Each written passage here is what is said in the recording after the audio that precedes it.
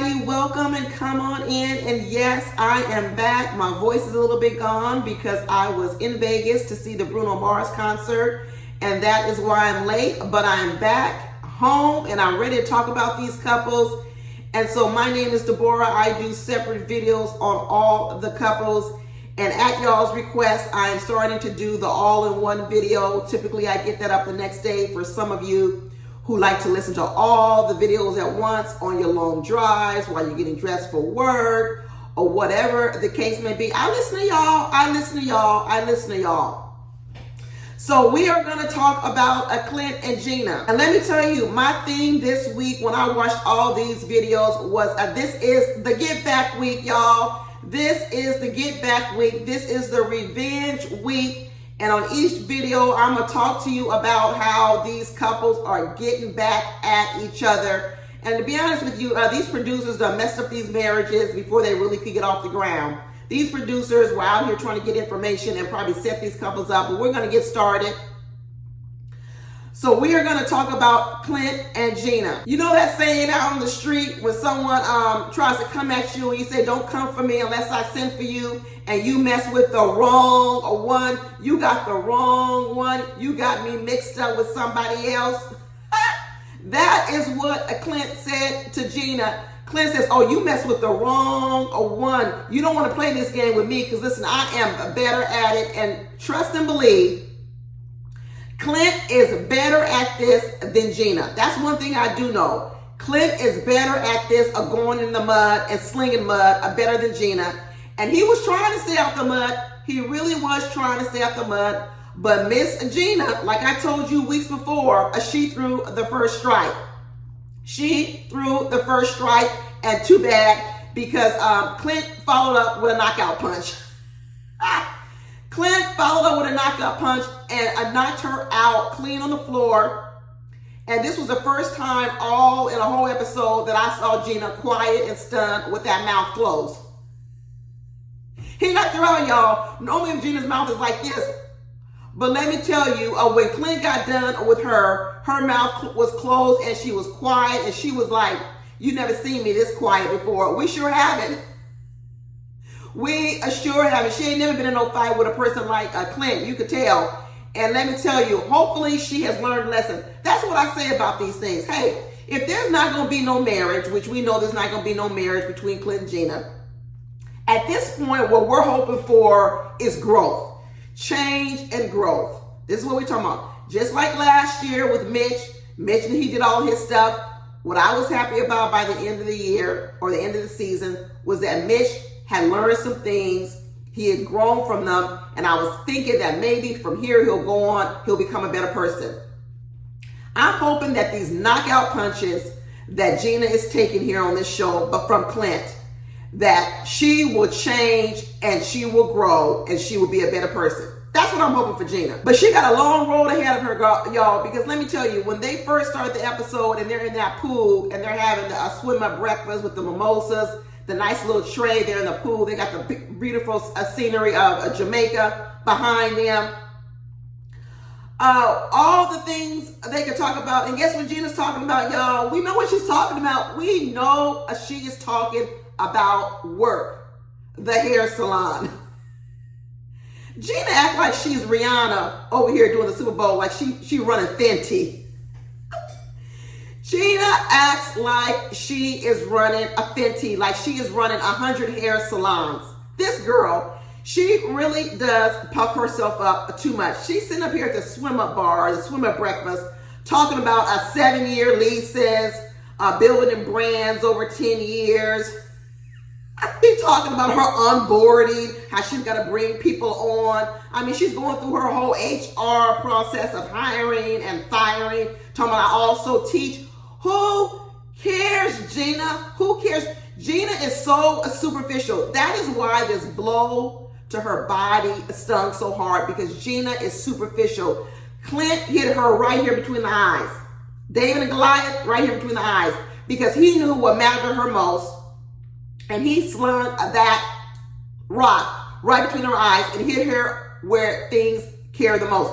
The next spot, if she keeps it up this season, I'm telling you, he ought to aim his pitch at that business. Because there's only two things Gina cares about: her looks and getting that plastic surgery all over her body. Because I'm telling you right now, I already know it's not a natural body. I'm 100% convinced that Gina has had a liposuction. There is nothing anybody out here can tell me that Gina has not had liposuction, and the body that she's presenting is the after picture. Gina has had liposuction, so I don't want to hear anything else about a natural body from Gina. And the next time, if she raises up, I'm telling Clint, go right for the business. Go right for the business, because that'll sting her again. Gina's going to have to learn some lessons this season. She really is. I want her to walk away a better person. And if we have to break her down so she walks away a better person, I'm all for it. In the beginning of the episode, Clint was trying to keep it positive. He was like, hey, I want to take you out sailing. I want to teach you how to have some fun. You know, work isn't the whole thing, but it didn't matter where the road Clint was trying to go down, Gina would turn that car around and go right back down the same road to talk about that salon. He was even trying to stuff food in her mouth, talking about, here, eat this. Did you see that, y'all, when he was trying to put some food in her mouth? It wasn't because he was trying to feed her and be romantic. He was trying to get her to shut up. But he finally got her to shut up when he stung her with that comment in front of all those people. And here's the thing. I know there's a big old debate talking about, you know, whether or not the reason why it was worse because it was done in public versus whatever. And there's a big old thing with Keisha and I pulling him on the after party. Because Clint is on the after party, and let me tell you, Keisha and I went in on Clint a little bit too much, and I was team Clint. So I'm going to talk about that on the after party. Be sure to watch my video with Keisha and I pulling him and Airris and also Domynque. And I'm going to tell you right now, I'm team Clint, and I feel as if Keisha and I, she did a little too much with Clint on the after party because she didn't have that same energy for Gina 2 weeks ago. She had a little bit too much for Clint. I think they both could get a little energy. Sure, they could. They both could get reprimanded. They both could. But it was too much heat on Clint on the after party, and I wasn't here for it because I'm team Clint. I'm telling you, Gina got what she deserved. And I'm going to tell you this. This isn't the first time this was said in public. Remember, Gina said in front of all of Clint's friends that he wasn't the one she liked. She didn't like ginger men. So this isn't the first time an offensive remark has been made about either one of them's looks in public. I know people keep saying, well, Clint's get back was worse because it was done in public. No, Gina first said it. If y'all don't believe me, go actually watch the video. She first said it at breakfast when meeting the friends and family of Clint. And she said it to his friends and family, which is worse than saying it in front of a bunch of strangers you just met 2 days ago. So to be honest with you, Gina saying it in front of Clint's loved ones, his friends and his family, about how she doesn't like a ginger man, I believe was worse than Clint saying it in front of a bunch of people that he had just met. I'm going to tell you that right now. They're trying to make it seem as if Clint's was worse. No, it wasn't. Gina's was worse because it came in front of his close friends, and it came so soon in the marriage. It literally came the day after they got married. So to me, Clint held his restraint for a long time, but she kept coming for him, and eventually he had to land the fatal blow. That's what you get. Like I said, don't come for nobody unless you're ready to get taken care of, and she got taken care of. And Clint tried to tell her, listen, you think I'm being offensive to saying that I normally date a slender women and athletic women? You don't think us calling me a ginger in derogatory terms is offensive? And she says, oh, no, it's not, because I have a lot of ginger friends. Girl, you know how crazy that sounds? When someone tells you they're offended, whether it's ginger, people calling you derogatory names referring to your race, soon as someone tells you they're offended, no one should follow up with, oh, I have a lot of friends and I call them that. That's horrible. I'm going to tell you, I'm one of the ones that didn't know how offensive ginger was. But when Clint started explaining to it and other people started talking about it, I could understand because they are right. Typically, first of all, I had never really heard the term ginger, to be honest with you. We always just called them redheads. Let me really be honest. I never heard the term ginger referred a lot. That's why I didn't know it was offensive, because I had never heard it. Really, this is the first time on Married at First Sight that I really heard it. I always refer to people like that, oh, he's a redhead, she's a redhead. So when I hear the word now and they're talking about ginger, I could see it could be offensive because they're not just talking about the color of the people's hair. They're now talking about their skin tone. They're talking about freckles. They're talking about all these sort of different things. And I could see how it could be used oftentimes in a derogatory term. But here's the point. Gina didn't even want to apologize. She didn't even want to own the fact that her words could also have been offensive too. And that's another problem I found with her, was that she's not willing to own up to her own stuff. Like I said, she thinks her stuff don't stink. Just like she says she thinks she's a waist 26. Girl, she's delusional. She might be a 26 after that liposuction. That's what she went to the doctor and said, hey, I want you to liposuction all this extra fat out of my waist until I get down to a size 26. And that's what she's running around talking about, that she's a 26 in the waist, but everything else ain't no 26. Nothing else is a 26. Girl, that does not mean you're slender. Let's say I give it to you, Gina. Let's say that I give it to you, that your waist is a 26, even though I don't believe it. But let's say I give it to you. I'm willing to give it to you. You're still not slender. I'm not saying Gina's fat or she's obese, but she's not slender. Okay? It's not slender. She may be normal, she may be whatever, but it's not slender. This is the thing of what Gina does. She hypes herself up too much. She looks at her body and she calls herself slender. No, you're not. She talks about she has hair at one hair salon and she acts like she's a beauty mogul running Fenty. No, you're not. I tell you, too much. Just like that lip injection, too much. She put too much in it. Too many vials, too many cc's, whatever it is they call that stuff. Too much. And Clint was saying, I wasn't trying to offend you. I was just trying to explain to you, you know what I'm used to. You talking about what you used to. I'm just telling you what I'm used to. I'm used to going out with women who are slender and athletic. So what? Whatever. That's what he says. I didn't find anything wrong with it. And all these women are getting all riled up, talking about that they were offended. It was because they never heard what Gina was doing in the beginning. Domynque is on the after party. You know what? She flipped her story in the after party. She feels a little bit different, not all the way, but a little bit different now that she knows the whole story. And here's another thing Gina did. She let those women sit out there and believe that this was the first blow that happened in talking about her weight and being slender and he liked athletic bodies. She let those women, she didn't even clarify to those women to say, well, truth be told, we've been having these conversations and this isn't the first time he said it. And prior to him even saying this, I had told him several times, not once, not twice, 3 or more times, that I didn't like his look. But she let those women defend her and gang up on Clint without telling them the real story. Those women need to feel a little bit betrayed. They really do. Like I said, be careful who you stand up for. Be careful who you stand up for. Make sure you're standing up for people who are honest and honorable, because Gina's not. Gina is out here trying to look good at all costs. And let me tell you, Clint called her on it. Clint's out here using big words of besmirch and telling her, I don't want to villainize you, and you're out here trying to look good at your own peril. He was talking too intelligently for Gina. I know Gina didn't understand that. Gina didn't understand the argument that Clint was making, because he was making a logical argument, and Gina couldn't understand the logical argument. She's still too busy arguing for her emotions, and so were those women. Oh, why would you say something like that in front of a bunch of curvy women? That's y'all's problem. That is y'all's problem, that because you are more sensitive to comments about weight and look, and I'm more sensitive to comments about appearance in terms of being a ginger or a redhead or whatever. All of a sudden now you're able to say the things you say, but I can't say the things about you. This is a double standard with women. This is the double standard with women, and it's hypocrisy. And Clint was trying to call it out, and he's trying to call it out in this after party. And I'm Clint, it is hypocrisy. It is a double standard.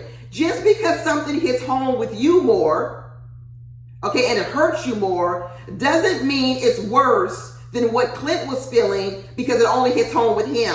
That's a problem, people, when you think your problems, your sensitive spots are more important than other people's. That's not the case. Other people have sensitive spots, and you can't always think that yours are the most important. Like I said, I'm Team Clint. Get her, Clint, get her. Clint said he figured out, he thinks Gina's on here to promote her hair salon.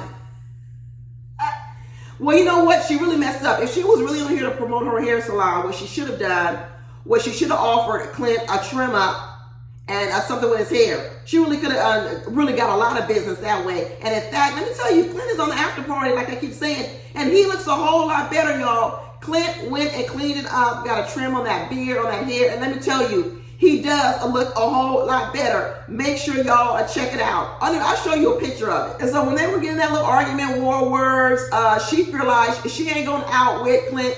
Clint's intelligent. You can tell he knows how to joust in an argument. I still don't think I would want to be, that Clint doesn't make a good partner, because let me tell you, he really is good at this. And you could tell that he will outwit you in a lot of arguments. And it may not be the best for a relationship, but let me tell you right here and now, I would still clean Clint. Now, is it something that, is it still a red flag for me about Clint going forward in a relationship? Absolutely. He still got the same old problems. The problem is the person he's going up against, I'm okay with it. But if it was a woman I really liked, I'd be mad at Clint. I'm going to tell you that right now. I would be mad at Clint with the type of personality he has, because he knows how to get at you. He knows how to poke and does things, because he was over there talking to Chris as well. And I was like, Clint, shut up. Keep your mouth closed. So you'll have to see that in my next video when I talk about Kirsten and Gina as well. But he told her, you just want to be a cantankerous. Get her, Clint. Get her, Clint, with your big words. Get her with your big words. So she had to run off. She probably had to run off and look it up. So she ran off, looked it up, and says, I think we need to spend some time apart. He's like, well, that's unfortunate. It was funny. And so she sashayed away with her waist, a 26 waist. When those women were trying to protect her and talk about how mad they were at Clint, all Gina could get out was, I don't know what he's talking about. I have a 26 waist, and I make people feel good at my hair salon. This girl's a one-trick pony. A one-trick pony. Even when people were trying to save her, rescue her, comfort her, be on her side, all she could go back was her looks and her accomplishments. A 26 waist and a hair salon. Hold on to it, girl, because it is not real. The waist is not a 26, and you are not a beauty mogul. You're not. You're not. But now we're on to Kirsten and Shaq, and we're going to continue the revenge week. We're going to continue the get back. And let me tell you, Shaq is keeping it rolling.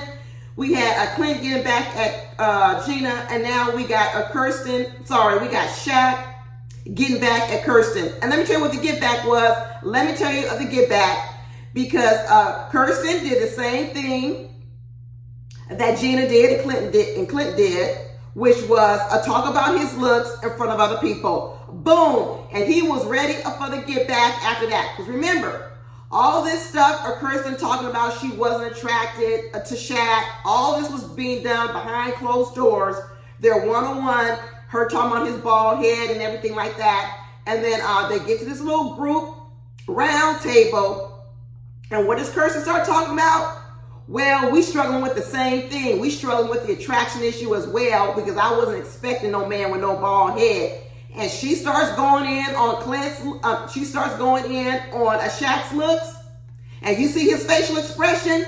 And after that is game on, and we ready for some get back. And just like Gina couldn't handle a Clint's get back, Kirsten couldn't handle a Shaq's get back. Because he got her a good in this episode. He got her good. Now, Shaq had a bit of a different way he did his. Clint was laced with anger and resentment. I don't know. Shaq's was a bit passive aggressive. Shaq's get back at Kirsten is passive aggressive. Now, y'all remember in this episode, Kirsten keeps talking about, I don't like Shaq's sense of humor. He plays too much. We need some serious times. First of all, Shaq actually is a very serious person, to be honest with you. He knows how to have fun. That little dancing scene where they was dancing and everything, that was cute. They both can dance. They both know all the little steps. You can see them having a lot of fun. So I'm not believing this thing that Shaq is always super silly and all this. I'm not believing it. And even when they were arguing and Shaq was trying to ask her, well, tell me about my sense of humor that you don't like. Give me an example. What's too much? Tell me more. Tell me more. She couldn't come up with nothing. She couldn't come up with anything. First of all, just like Clint was too good for Gina, he was more adept and better at it than Gina. That's why she got knocked out. You see in this little verbal jousting with Kirsten and Shaq, Shaq is the intellectual superior of Kirsten. We know Kirsten talks slow, and now we know her brain moves slow. She might have a master's and a bachelor's, as opposed to a bachelor's and a master's. She might have a master's and a bachelor, but I'm gonna tell you right now, he's got a PhD, a master's, and a bachelor, and he was outwitting her. His brain is faster, he's quicker on his feet, and he had her up against the ropes, and she couldn't get off the ropes, and she became frustrated. She couldn't give him any examples. She couldn't give him anything to measure by what's too much humor, when was I doing it? She couldn't do anything. And finally, the producer stepped in and said, you know what, let me give this girl a little bit of help. And what they did was they played back that little video, which you could tell they didn't have a lot of scenes of when he was joking because they only showed the one scene. If the producers had a lot of scenes of him joking, they would have played them all because they like to do that. They like to bring the receipts, but they didn't, which tells me he doesn't do it a lot on camera, and if he is doing it, he's doing it behind closed doors. And the type of fun or humor she's actually talking about isn't the stuff that like Mac is doing. He ain't telling jokes and all that. He's not being corny. He's not being silly. You know what he's doing, y'all? He's teasing her. He's teasing her, and that's what she doesn't like.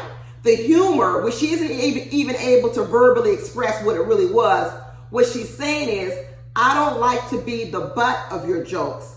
I don't like you to use humor to tease me. That's what she's talking about. She's not talking about jokes and laughing, because in that scene they showed, he's teasing her, saying, oh, you was walking like this, you was doing this. That's teasing. That's teasing. And she didn't like it then in that clip, and she doesn't like it when he does stuff like that. And let me tell you, that teasing that he's doing to her, if he's doing it a lot, it's passive aggressive to get back at her because he already knows she doesn't like him. Okay? You hear what I'm saying? This is passive aggressive, a get back. And before today, on scene with the camera, he was doing it behind closed doors. They're teasing each other. Remember last week, he told us that behind closed doors, a Kirsten is different and she's running around talking about, don't touch me. That's what he told us. So I'm telling you, behind closed doors, these two are doing way more. And behind closed doors, he's probably teasing her to get up underneath her skin because he feels she has already rejected him.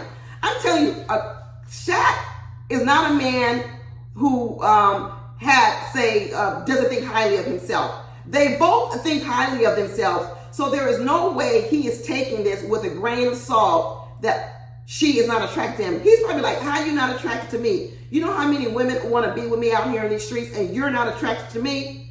So he ain't doing it on camera. Behind closed doors, he's poking at her. He's teasing her, and that's what she's talking about with this a sense of humor. But she doesn't even have the words to put it together and say, I don't like your teasing. She's calling it a sense of humor. And then when he's trying to pin her down and say, give me an example, she ain't got none. She doesn't even have any examples. Even all this stuff she runs around talking about the way he talks to her. You always talk like you Martin Luther King and you got a speech. You know what she's saying? He talks too intelligently for her. That's what he's saying. She is saying that my brain, my mind can't keep up with your conversation because I'm telling you, he probably does talk on this level of Martin Luther King, I have a dream. He probably does talk in lecture style. He probably brings in a lot of different things because remember, he wants this beautiful woman. He wants this highly intelligent woman. He wants this woman who can accompany him to all these events that he goes through. And he thinks I can sit over here and have these highly intellectual conversations with her, and she doesn't want to have any of them because guess what? She's arm candy. I know she got a master's and a bachelor, but let me tell you, she is arm candy. What conversation does Kirsten have? Any substantive conversation? Have you heard any from her? No. We don't hear any conversation from her. We don't have any in-depth, high-level conversation from her, and it's not because she doesn't like him. Because you can have this type of conversation even with people you don't like or you're not attracted to. She doesn't have any of it. And Shaq has figured it out. Shaq has figured out that this girl is arm candy, and I am more intellectually, I'm superior than her. And he was digging deep on her in this conversation and making her look bad. He was pinning her up against the wall and saying, tell me what I do wrong. Give me an example. Do this. He's basically saying, think, use your brain. And the get back started all when she came back from that girl's a little rendezvous they had. And she came back walking over to Shaq talking about she had a good time. He was like, oh, you had a good time, huh? And he's like, and basically in the back of his mind was Shaq was saying, I'm sure you didn't have a good time sitting over there talking about me and how you're not attracted to me to all those people. And as soon as she walked up, he started going in right away on her. He said, do you think Clint was wrong in what he did and what he said to old girl, Gina? And she was like, yeah, he was wrong. And he was like, I don't think he was wrong. You know, right then he was ready. Shaq was ready because basically what he was saying was, you know what? If Gina could talk about his looks and tell something that's wrong with him, you know that hit real close to home on Shaq. Somebody talking about somebody's looks and how they're not attracted hit real close to home to Shaq because he was just experiencing that in his own relationship. So when he saw that Gina had done it to Clint, he said, you think Clint was wrong for the get back? And Kirsten was trying to say, yeah, he was wrong. He goes, he wasn't wrong. He said, in fact, he wasn't wrong. I'm about to get with the get back because you know what? There's some things that I probably wouldn't like about you too. That's what he's thinking in his head. But you know what? Kirsten didn't see the parallel. And instead of him telling Kirsten, there's some things I don't like about you too, what he brings up is the fact that Airris doesn't like andJasmin. And I'm going to talk about that too, y'all. I'm going to talk about the get back of Airris. But he brings up the fact, he spills the beans, that Airris said in a group forum with the guys that he wasn't attracted to Jasmine. And Kirsten is all flabbergasted, talking about, that's not true, that's not true. He's like, it is true. There's a lot of people up in here who don't like each other, and people aren't saying it, but you said it in public. But he's basically saying, you know, I didn't say it about you, but I'm telling you right now, Shaq has realized that Kirsten is arm candy. He got the looks, he got the outer package, he got the face, he got the body, he got all that he likes. He got the pedigree, he got the degrees. But in between these two ears, he's realizing it's hollow and it's superficial. That's what he's realizing. It's hollow and superficial, and she has no conversation. This is what he's realizing. Shaq was so busy trying to get back on Kirsten that he spilled Airris' secret. He broke the bro code and threw Airris under the bus. And Kirsten is over there like, what you talking about? That's not true, because just yesterday, he was talking about how he wanted to sleep with his sexual position. He wanted to sleep with Jasmine. That's not true. And he said, it is true. He was just trying to spare her feelings. And he didn't say, just like I'm trying to spare your feelings on I've seen some things about you I don't like. He was trying to spare her feelings. But Kirsten, you know, she's not good in this kind of stuff. She's not quick on her feet. Shaq is too good on his feet for her. She is outwitted, just like Gina was outwitted. She's outwitted. It's really something that the people who threw the first punches now can't handle the fight. Gina couldn't handle the fight with Clint, and now here we got Kirsten falling and going down hard with Shaq. And you could tell Shaq ain't even at full throttle. He ain't even going in all the way. But you know what? He is serious. This is a get back conversation for all the things she has said. And he's like, according to you, what do you like about me? Or what do you like? Well, let me finish my statement. No. Why don't you say some things you like? No. My brain works slower than yours, Shaq. I need to think slower. Slow down this conversation so I can think. Let me tell you, Shaq was laughing at her. Shaq was laughing at her because he knew he had her against the rope. He said, you got this guard up. Like I told y'all, she's got a guard. All this pickiness is a guard. I keep telling you guys that this pickiness of Kirsten and all these wishes that she has and demands, they're all guards to protect her insides. She doesn't feel a good way about her insides. Even though Kirsten's beautiful, this girl is here for protection. Because he called her out and said, you got all these guards up. What do you like about me? She's like, hold on, let me talk. This conversation is moving too fast. I'm getting dizzy. And then she flips it on him and says, you can't take criticism well. I'm telling you, Kirsten does not want you to dig deep on her. And when you get too deep and you start going on that inside of her, she comes up with something to put you on the defense. This is why she picks on people. This is why she picks on Shaq. Your sense of humor, your beard, your baldness, your this. Because what she wants to do is if she can get you focusing on trying to fix everything about you, you'll never come for her. Joe, you don't take criticism well. Well, why you got so much criticism for a person you just met? You shouldn't even have that much criticism. You should, at this point, you shouldn't even know if I take criticism well, because you shouldn't have that much criticism for me. You just met me 3 days ago. How you got so much criticism for me? You mean to tell me you've already gotten through all the good parts about me and now you're ready to get to the criticism? What happened to the honeymoon stage when we're supposed to talk about all the good stuff? You already gotten to the bad stuff. Girl, get out of here. Let me tell you, Shaq knows what he's dealing with now. Shaq knows what he's dealing with now. A pretty face, a big booty, and a smile, and air in between ears. Woo! This is what you asked for, Shaq. This is what you asked for when you was telling Dr. Pepper and Pastor Cal you wanted arm candy. You got it. You got you some arm candy. How does it taste? She says, I want your more serious side, not your comical side. Well, you just said that he speaks like he's Martin Luther King. Martin Luther King was not Eddie Murphy.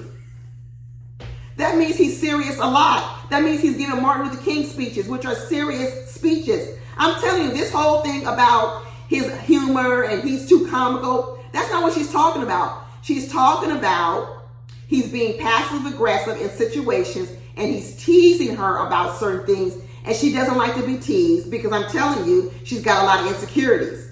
She's got a lot of insecurities because people who don't have a lot of insecurities, they're not that sensitive about being teased because they're like, whatever. Sure, if you do it a whole lot, it will get to me. But Shaq knows that his teasing gets up under her skin because she's got a lot of insecurities. And now he knows what her weak point is. So every time she jabs at him about his beard, his bald head, or whatever else, he's going to come right back with a tease. And she's like, I don't want you to be so comical. He ain't being funny. Shaq ain't Eddie Murphy. Shaq is Martin Luther King. But it was funny to watch. You know, in the end, they said, you know what, hey, let's just move forward from here. Maybe we can grow from it. But I don't know, Kirsten, you got a taste of what you can get. You better not push the envelope like Gina. You better not push him any further, because what Shaq is saying is, I got it in me to put you under, right? So I didn't knock you out like Clint knocked out Gina and had your mouth shut. But I can pack a punch, and if you keep going down this road in public, trying to embarrass me in front of your friends and talk about how you don't like what I look like, if you keep doing this, a public humiliation, I'm going to take my teasing and humiliation from behind the closed doors, and I'm going to bring it out in public too. And what he's saying is, I can pack a good punch too. Watch yourself, Kirsten. Watch what you say in public. That stuff behind closed doors, if you want to do that with me, we can do that. But the minute you bring that stuff out in public and you start talking about me and my looks in front of other people, I'm going to do the get back. I'm going to get the revenge, and you're not going to like the way it tastes. That's it, y'all. Tell me what you think about the whole Kirsten and Shaq a get back fight. Like I told you, this is a revenge week. But so we're continuing on with the get back fights between all the couples. This is revenge week. This is the week where someone threw the first blow and the next person came back around with an uppercut to get them back for what they did, for when they tried to embarrass the other spouse in public. Because this is what this is about. This is about trying to embarrass me in public with other people, and I'm going to get you back. So be sure to watch my videos on how everybody is getting back at everybody. And we're about to talk about how Airris decided he was going to get back at Jasmine this week. That's what I'm calling it. It's a get back, y'all. It's a get back. Now, I'm not with everybody else who believes that Airris didn't like Jasmine from the very beginning. I'm not with that. I don't believe it. I don't believe it one bit. I believe that when Jasmine walked down that aisle and he was clapping for Airris, when Airris was clapping for Jasmine and he was smiling and he was happy, it was genuine. I do not believe he was faking it.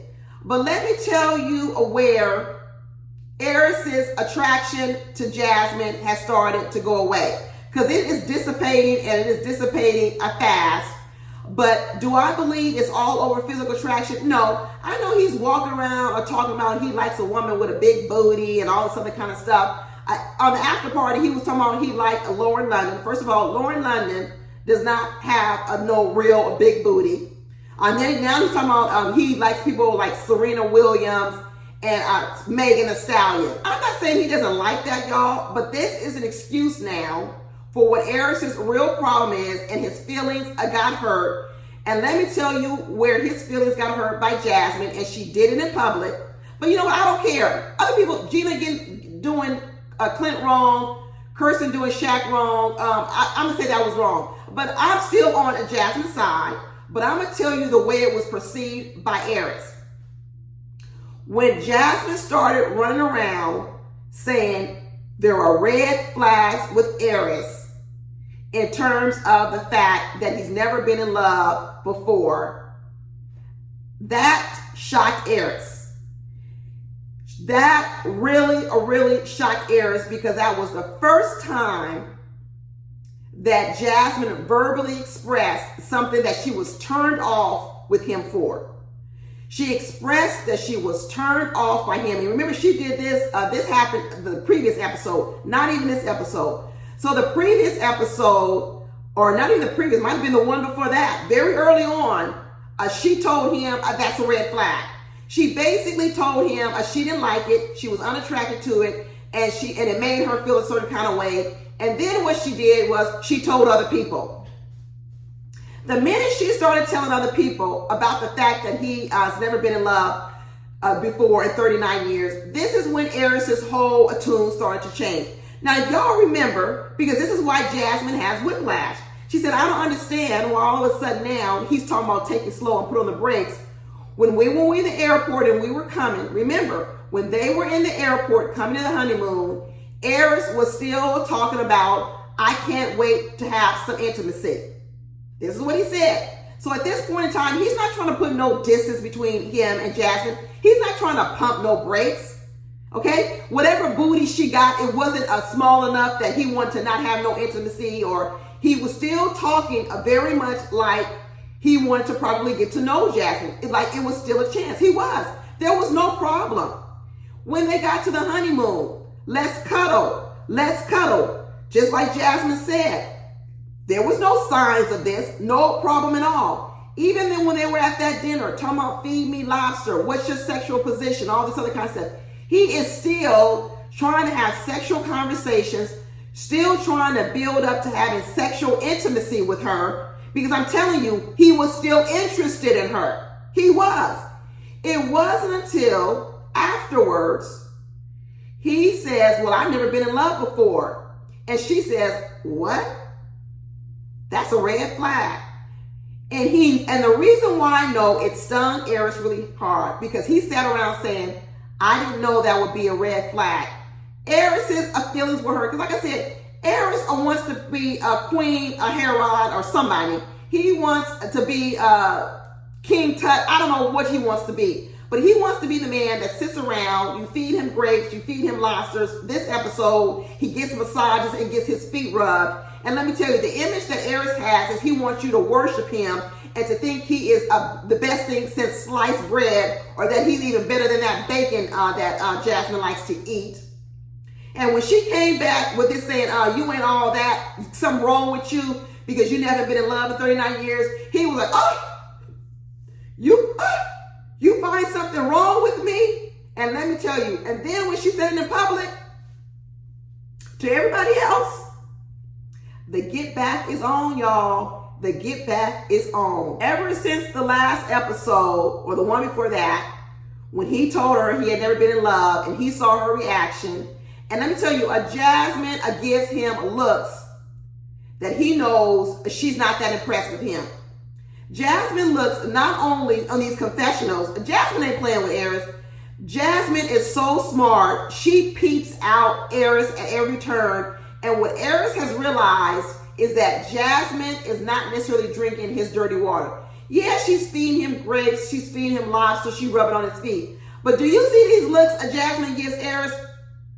I told y'all last week, Jasmine was giving Airris weeks like a please, an N-word, a please. She's not buying all this from Airris, and Airris was thinking he was going to come in here and he was going to have a woman that overlooked all his flaws, and he was going to be a queen of whatever. I mean, and he was going to be a queen of the nations.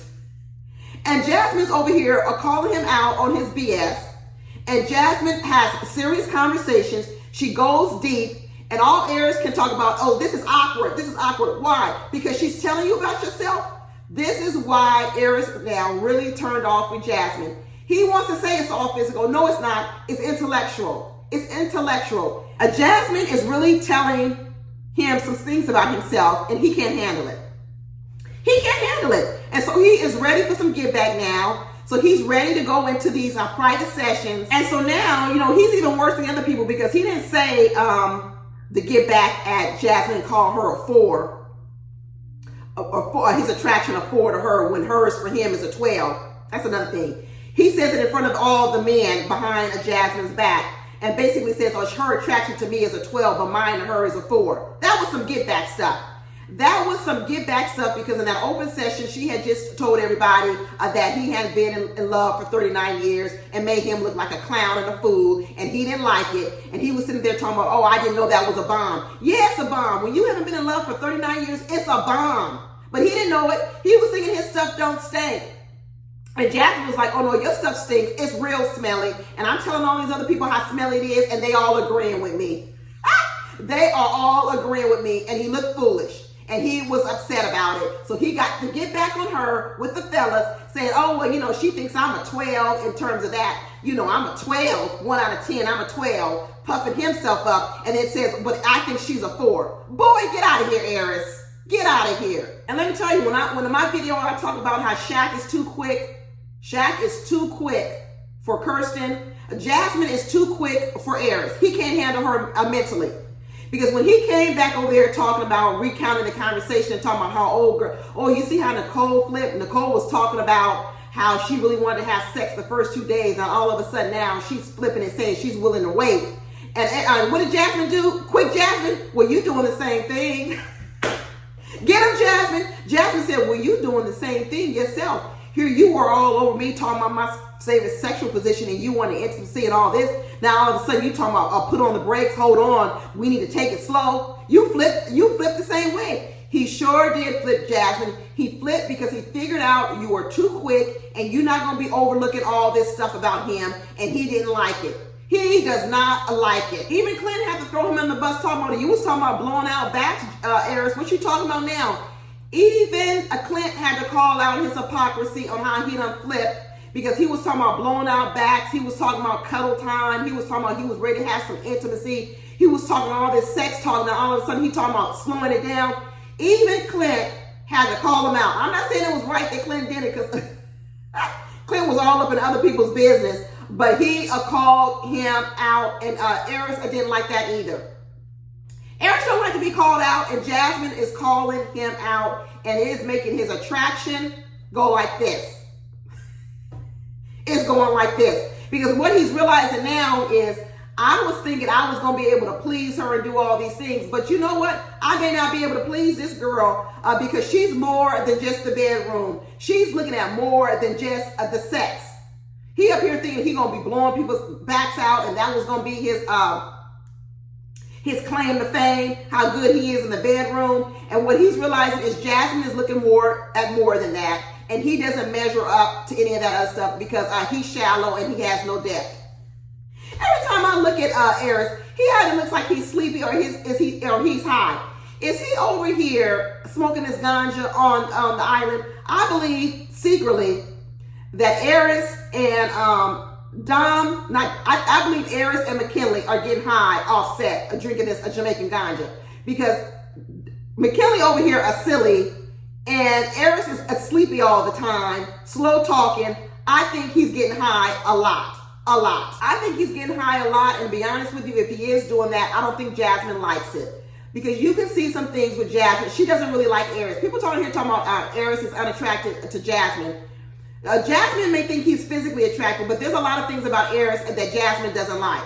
And I wouldn't be surprised if he's over here getting high all the time off this Jamaican ganja, because we all know as soon as you show up in Jamaica and you own those hotels, all those workers, everybody be coming up to you talking about, do you want me to get you some ganja? And people be buying it and they be smoking it the whole time that they're there. And I believe that he's getting high along with Mackinley. And Jasmine doesn't like it. And he's probably like, I don't want to be with no woman who doesn't like that I get high. Because remember, both Mackinley and Airris is from LA, California. And the stuff is legal out here. And people smoke it all the time, in the cars, everywhere. It's very, very common. It's very, very out in the open. And I bet that Airris got used to it out here in California doing it. And I bet on this vacation, at this little resort, he's getting high, and Jasmine doesn't like it. Jasmine don't like Airris either, y'all. People talking about how Airris is unattracted to Jasmine, and Jasmine don't like Airris, not at all. Every time he opens his mouth and has a conversation about sex or whatever, she don't have no pleasant look on her face. She ain't enamored with him. She might say, yeah, he looks good in terms of looks, physically, but other than that, she ain't glowing over his personality, not at all. Not at all. But it doesn't mean that Jasmine doesn't want to get there. It doesn't mean that she doesn't want to try. I think she really does want this marriage, but she's not living in some fantasy world and thinking that Airris is all that. And that's the problem that Airris has, is because she's pointing out things about him that are red flags. And this episode, he decided to do the get back on Jasmine. He's like, if you want to point out and drop bombs on people that I've never been in love for 39 years, then I got some get back for you. And the get back for you is going to be that you think I'm a 12 and I think you're a 4, and we need to slow down because now I'm going like this, and I don't want you to fall in love with me because I'm actually falling out of love with you, because I need to now start protecting myself as well. Let me tell you, this whole thing about Airris shutting down and he doesn't want Jasmine to fall in love with him, that's true. That's true. I believe every bit of that. But it's also started from, because now he realizes there's a possibility that she wouldn't even fall in love with him too. Let's be honest with you. He's also going into protection mode, because of this behavior that Airris has even had out here in the streets, being this playboy, is all based on fear as well. All these things these people do, this bad behavior on the outside, is to protect the little girls and the little boys in them to not get close with people, because I don't want to get hurt. Okay? Airris has a problem. Like I told him last week, he needs to go to a therapist and sit on a couch. He also has a lot of insecurities inside of him. And when you can keep having a meaningless sex with women, then you never have to go deep. You never have to feel vulnerable to a woman. And the minute that woman shows any sign that there's something about him that she may not like, he gets scared and he runs. And he detaches and he doesn't come closer. And all this talk with Jasmine about Jasmine telling him that you're a red flag, you got some red flags, he is turning all the way off. All the way. Now we are moving on to Domynque and Mackinley, and we are on Get Back Week. We are on Revenge Week when everybody is getting their blows in. And the Get Back this week was, Mackinley said, I am getting back at Domynque. Because what he feels is she threw the first blow. So Mackinley is on the Get Back this week. He is getting back at Domynque. And you want to know the first blow that Domynque did? Because this is all based on public humiliation, y'all. This is all about, so what if you said things to me privately, but when you go out and you say it publicly, then it's time for the Get Back. And what Domynque did, because we already knew Domynque was having trouble with Mackinley. We knew it. But when she did that confessional early in the morning on that day, because remember, let me go back. Remember, the day before the horseback riding day, the day before, Domynque said she was looking forward to going horseback riding. And the normal Mackinley showed up. Lying Mackinley showed up. I've been telling y'all before, Mackinley's a liar. Okay? So Lion Mackinley showed up as usual, on time, on point, said, oh, I ride horses all the time. I grew up riding horses. Lion Mackinley showed up and did the normal song and dance and lied to Domynque, even though we knew it was a lie then, because he's from Flint, Michigan. We knew it was a lie.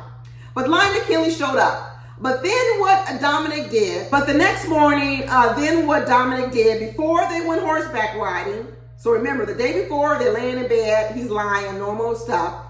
The next morning, she gets up and she does this confessional. And in the confessional, she says her attraction to Mackinley is a 6.5 and the romance is a 4. In the confessional that morning before the horseback riding. And y'all know that Mackinley found out then, or what she said in that confessional. He found out then that she rated him a 4 and a 6.5, and he was not happy. So what he decided to do on that day for horseback riding is, I'm going to get back at you, and I'm going to become an asshole.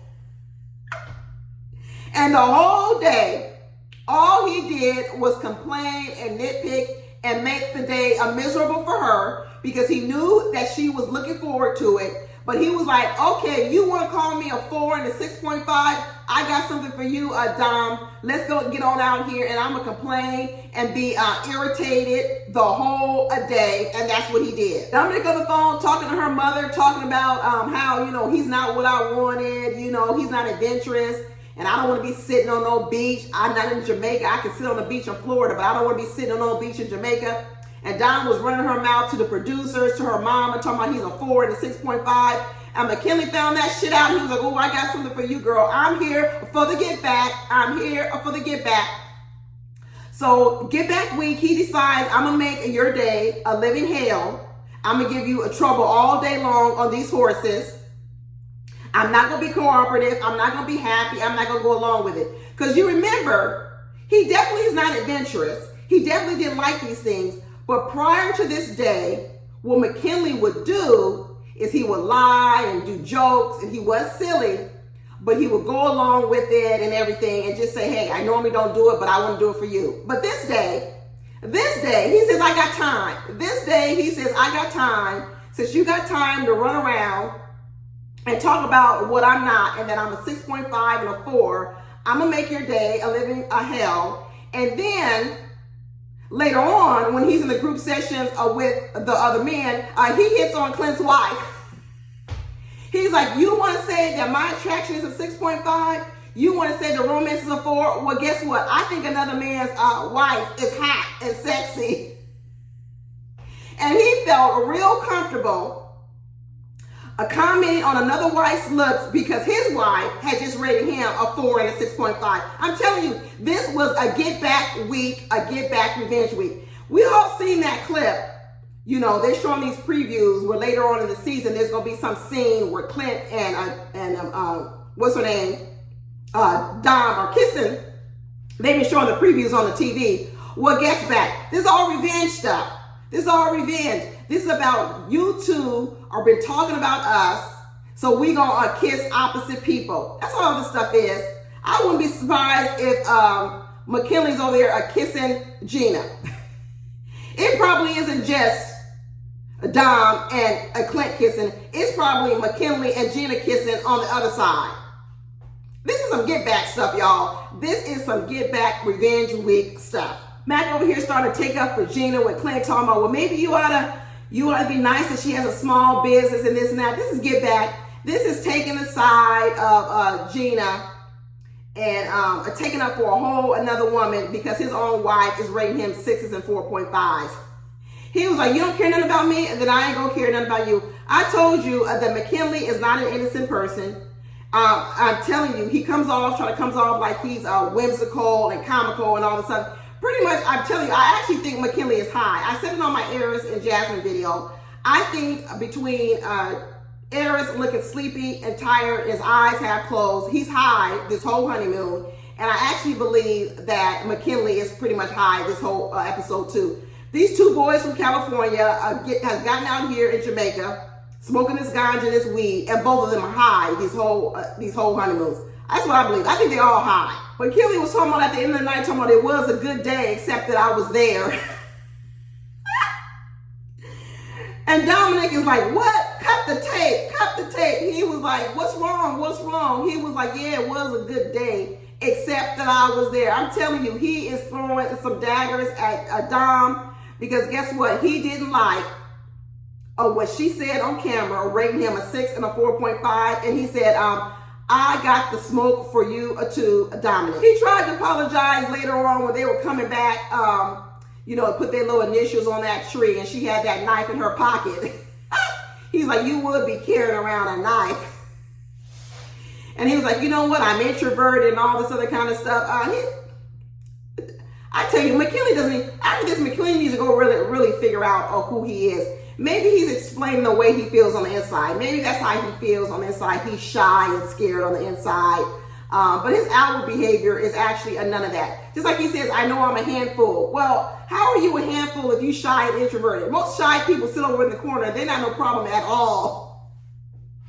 Mackinley's a troublemaker. That's what his mother knows about him. Mackinley is a troublemaker. He really is. All these people are throwing the first blows, just like Dom. They better be careful of these people like the Mackinleys of the world and thinking that just because these people didn't throw the first blows, they don't have no get back. Because let me tell you, right now, in this Get Back Revenge Week, the get back punches are stronger than the initial punches. They really are. But he apologized. He said, the truth is I never really rode no horses. I didn't mean to be misleading. It's not called misleading. It's called lying. It's called lying. It's not misleading. It's lying. I didn't mean to be misleading. Okay. Well, anyway, we know this relationship ain't going nowhere. So now we're moving on to Chris and Nicole. And like I said, this is Get Back Week, y'all. We're talking about how the couples are jousting back and forth and getting back with each other. And you say, what are you talking about with Chris and Nicole? How was there a get back here? Well, let me tell you, it's a positive spin on it because that's what these two do. But let me tell you what these two, they like to outdo each other with the sad stories. The get back is, you think you got a sad story? I got a bigger one. And Chris wins. Chris wins. Because Nicole is used to having all the sad stories. You can tell.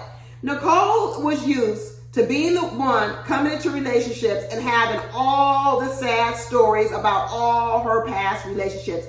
How she was treated poorly, how the men she went out with were trash, what they did, what they said to her. So she's used to that position. So she likes to come in here and have her sad stories. And then Chris comes along and says, oh no, I got a bigger one. Every time Nicole has a sad story, Chris follows up with an even bigger one saying, I got a bigger one than you. And here it is. But what I like about their stories is in all the other couples I talk about, if you watch their videos, they're using their stories, their get back stories, to tear down their mates and talk about how something else they liked it better. Okay? That's what they're talking about. Something else they liked it better. But what Chris and Nicole are doing is they're recounting their sad stories and they're saying all that stuff in the past, I like you better. So they're elevating their partner and they're putting down their exes. But in these other couples, what they're doing is they're elevating their exes and putting down their spouse. So Nicole and Chris's get back is actually being done in a positive way because they're saying, you think your mate was bad? Let me tell you about my mate. And it's actually making each other feel better.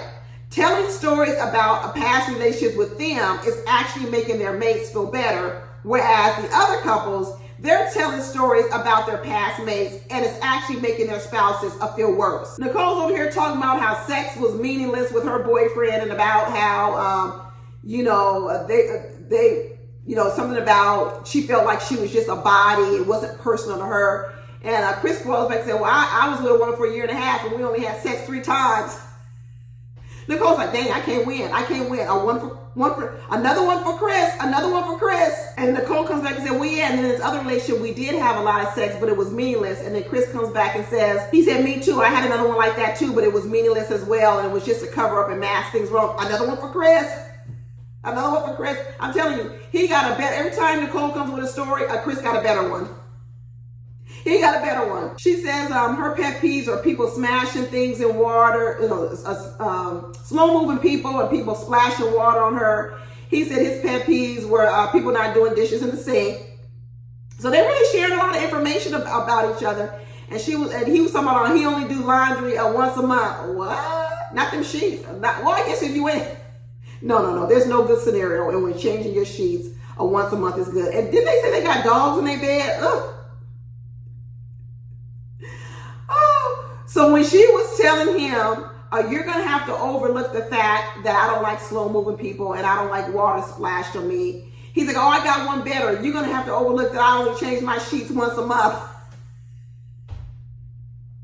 Another one for Chris. He's winning a 3-0. But Nicole Nicole was like, no worry, I'll take care of that. I'll take care of the laundry. I don't have a problem with that. And so then they're still going on because, you know, they still jousting who's going to be the more benevolent one? Who's going to be the more benevolent one? So she starts talking about, you know, how she don't like slow moving people and, you know, she likes activity and people. He says, oh, well, you know what, you have to get used to me because sometimes during the week I just come home, walk the dogs, and I sit on the couch and I don't move the whole week. So I really don't do anything. I hope you don't think I'm lazy. And so finally, Nicole gets one in. Oh, no, I got a better one.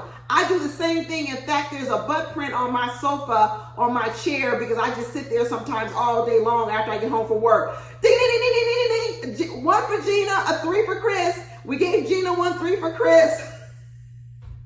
Gina finally scored on that one. She said, oh no, I'm more lazy than you. I got a butt print. But these two here, they are funny. Of all the couples, they're the only ones who are trying to outdo each other and tell stories of where their past life was worse than the life they're looking forward to, where opposed these other people, they're glamorizing their past lives with ex-girlfriends, what they look like, and all this other kind of stuff. And they're actually putting their mates down. So even though I said a 3 for Chris and 1 for Nicole, they're both winning. They are both winning. Welcome, well, and this is for the after party. This is for the after party. And on the after party this week, we had Clint, we had Airris, and we had Dom on the after party. And let me tell you, I was Team Clint. They were trying to ham up Clint on this after party, especially Keisha on this after party. I was surprised what Keisha was doing. She was really hamming up Clint, but you know what? I was Team Clint. Clint was holding his own, and he was pointing out all the hypocrisy of this last episodes. And be sure to watch my other videos because I said this was revenge week and this was get back week. And watch my recap and reviews on how I believe all these couples was getting back at each other. But here on this after party, I normally agree with Keisha, but today, girl, we on opposite ends. You came a little bit too hard at Clint.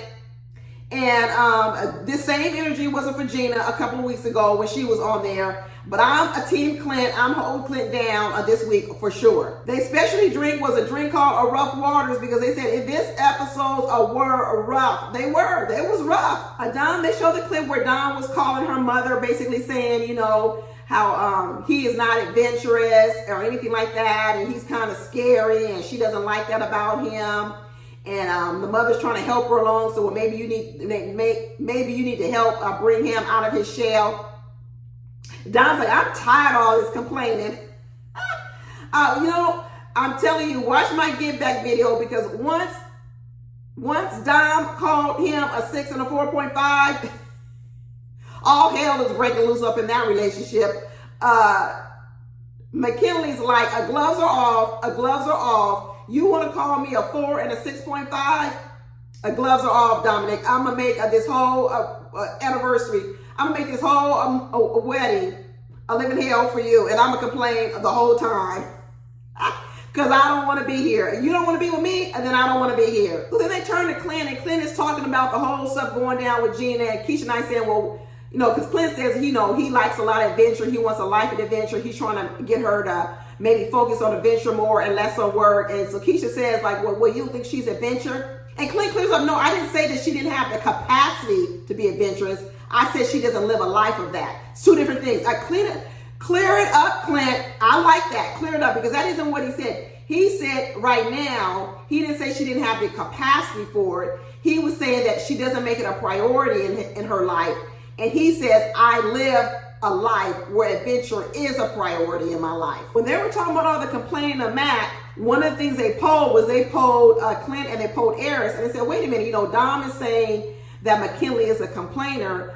Did you guys ever notice that with Mackinley? And they said, no, we actually didn't notice it because he's a pretty chill guy. I'm telling you, Mackinley went into the complaining mode when he found out that Dom rated him a 4 and a 6.5, and he said, a game on, a game on. Because before then, yeah, he wasn't adventurous. Yeah, he was lying and telling these corny jokes and lying and trying to pretend he was something. But that's all he was doing. But he was still positive and upbeat. It wasn't until she went low on him that he says, oh, you want to go low? I can go lower. That's what happened all week. People went low and other people went lower. Dom trying to say she was physically attracted to Mackinley, but not emotionally attracted to him. Once he figured that out, he was like, okay, game on. Then you know what? Why should I make this honeymoon fun for you when I don't really enjoy it anyway? Let me tell you something. When you realize you somewhere you don't want to be and the person you're with doesn't even like you, then why do I need to keep acting and lying? That's what Mackinley said. He said, I was acting and lying over here like I was really enjoying all this stuff, and I don't. And now that I know you're not attracted to me because I found out you called me a 4 and a 6.5, then why should I keep acting? Woo! This was the get back week. This was the get back week. And then Airris is over here. He starts going into his get back week. I go into a full detail on the Airris and Jasmine video, talking about how all of a sudden now he wants to take it slow and this is normal progression. What? This wasn't your attitude weeks ago when you was talking about sex and cuddling up and all this. Now all of a sudden you bringing up all these movie stars that you want to be with, like Serena Williams, Lauren London, and Megan Thee Stallion. You ain't even dated these people. You don't even know these people. Why are you bringing up people you don't even know and comparing them to your wife? You know why? Because Airris' feelings got hurt in this episode too. His feelings actually got hurt, y'all, last week when Jasmine told him it's a red flag that you never been in love, and his ego got hurt. And this week he decided, I'm coming with some get back because you outed me. Not only did you out me in public and talk about me bad, about I'm a walking red flag, but then you said over here in front of everybody else and said in front of the group. So guess what? You're a 4. This is the get back that Airris got back with this week. Like I said, watch my video. This is his get back. You want to say I'm a walking red flag because I've never been in love, and you want to tell everybody in public? Well, guess what? I'm going to tell people in public. You're a 4. This isn't the way that Airris thought in the beginning. It really wasn't. I'm telling you, I do not believe that Airris was unattracted to Jasmine from the very beginning. I don't believe that.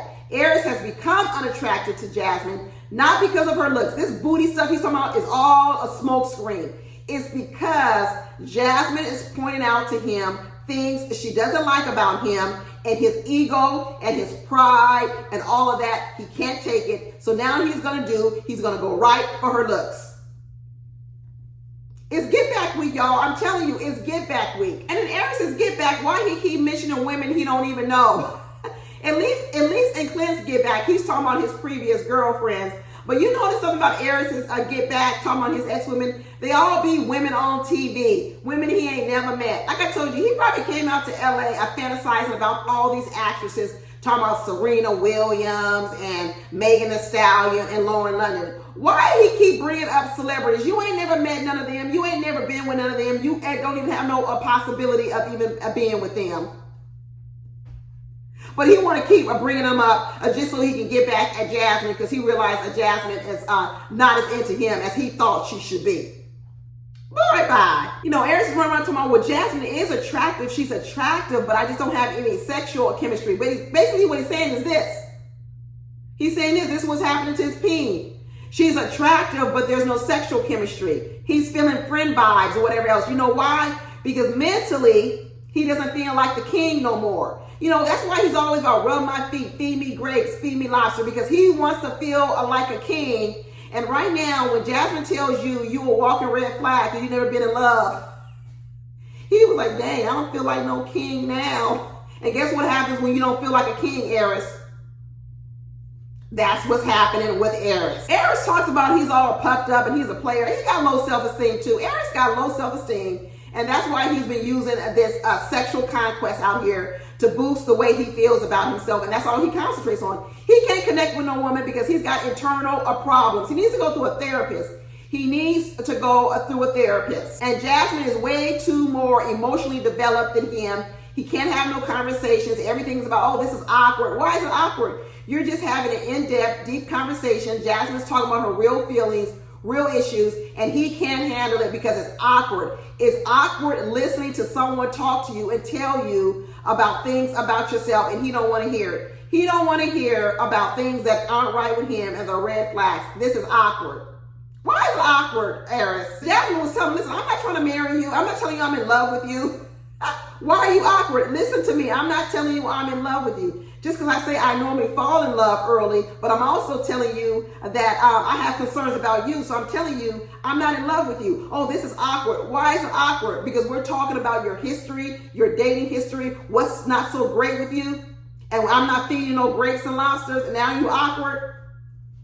Airris got emotional issues. In one way, he walks around talking about, what he was saying was he really liked Jasmine, and, when they're in their room and they're just chilling, she has like a calm personality and a calm demeanor to her, and he likes that because he says, I can also see how she could turn up and she could bring that out of me. He likes all that about Jasmine. He does. What he doesn't like about Jasmine, and when Jasmine starts picking on qualities about him that she don't like. That's what he don't like. That's why he's done this. That's what he doesn't like.